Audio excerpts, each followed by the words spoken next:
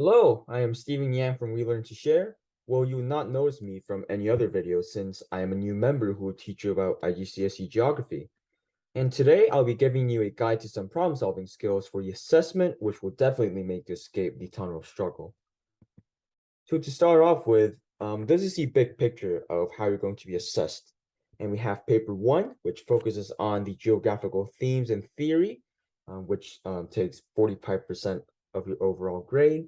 And we have paper two, which assesses your geographical skills and either the coursework, which is a 2,000-word essay of a topic chosen by your teacher, or paper four, which is a test deals with practical measurement skills, which both contribute to 27.5% of your overall grade. And today I'll be focusing on paper one since I think it will be effective to explain about paper two as I lecture on the geographical topics starting on my next video.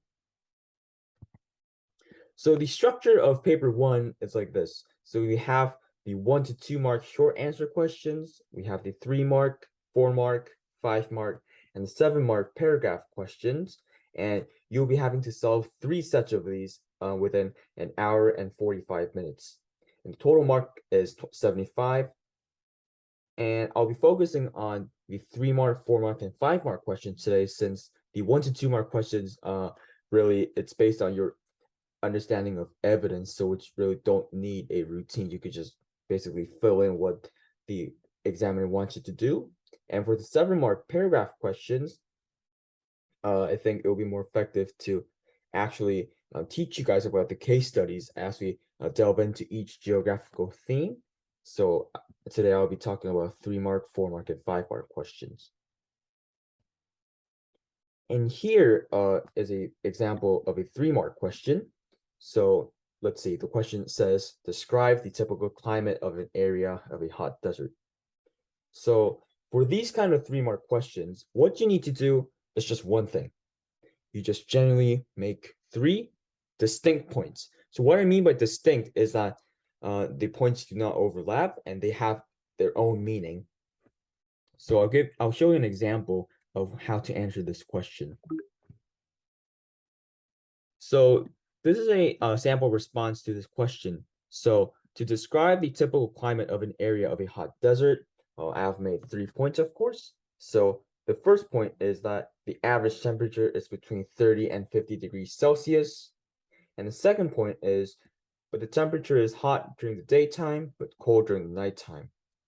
And my third point will be also there's low rainfall of only 250 millimeters annually. So what you can see here is that there's no repetition of any points at all. And I have made 3 distinct points that stay independently. So you'll be achieving 3 marks, 3 full marks for this question. And now move on to the 4 mark question. So what the question says is, many areas of sand dunes are located on spits. Explain how a spit is formed.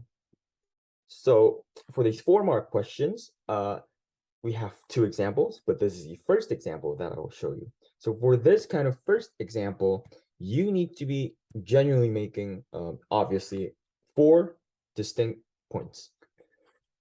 Of course, for 3 marks, you give 3 distinct points. And for 4 marks, for this kind of question, you need to show 4 distinct points. So to answer this question of how a spit is formed, I'll show you an example response again. So my first point will be prevailing wind approaches from an angle, and the second point will be which brings the swash at an identical angle. And the third point would be then backwash is vertical out to sea. Oh, of course, everyone would be, well, not everyone, but some people would be wondering what swash and backwash is. And swash really means waves coming into the shore, and backwash is waves that go out back to the water from the shore. And to continue, my fourth point would be this creates a longshore drift. And according to the mark scheme, the fifth point would be the longshore drift forms a spit as the direction of the headland changes. So, of course, it's really unnecessary to make 5 points, but to keep all the necessary information to describe the formation of a spit, I think it was essential to actually put a 5th point here so that it will be easier for the examiners to understand the chronological procedure of how a spit is formed.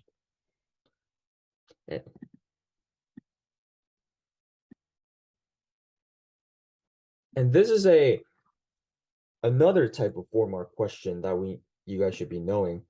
So it has 2 aspects, right? So the previous question had only one focus point, but this question requires you to focus on 2 aspects. So it says, explain how the following factors influence the climate of an area of a hot desert. So we have direction of prevailing wind, and we have atmospheric pressure.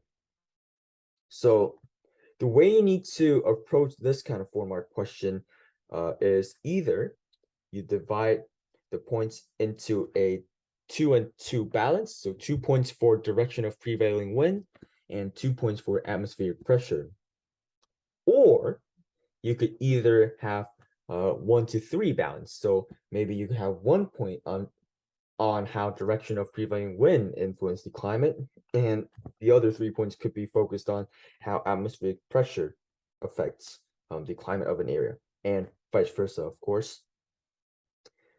So I will show you the mark scheme of how you could answer this question.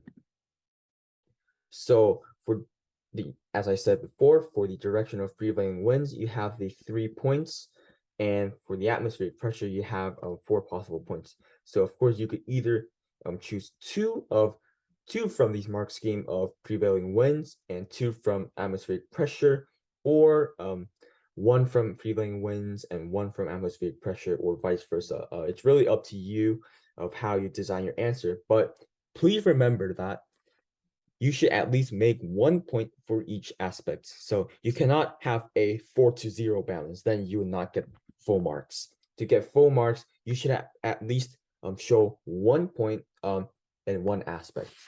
So that's what you really need to remember.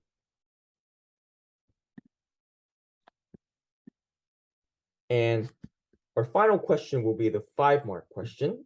Well, compared to the 3-mark and the 4-mark question, the 5-mark question might require a different approach. So you could either make 5 distinct simple points. So what I mean by simple is like just points that you would make in the 3-mark and 4-mark question in the same style, but just 5 of them. Or you could actually make 3 development points. So to explain about making a developed points, so developed points require a place-specific detail, which you need to show the appropriate factual evidence using statistics, numbers, places to support your point.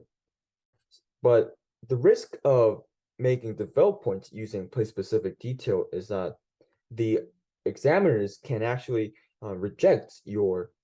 there's a higher chance of examiners rejecting your response, since they have their own subjective background knowledge towards themselves, so they might actually genuinely disagree with your response.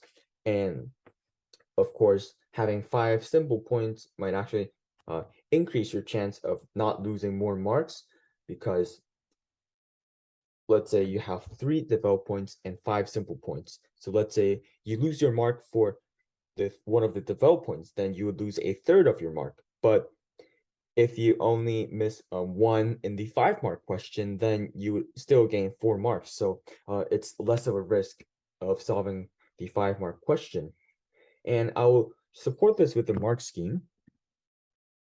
So here, you could see that these are all simple points. So birth rates are high, men may have children with several wives, reduction in or high infant mortality rates, or improvement in sanitation, water supply. So they are all simple points without any development, and you have a plethora of the available points that you could make. So why would you not take the opportunity of just making 5 simple points rather than just taking the risk and developing 3 points, which actually you might not get full marks of?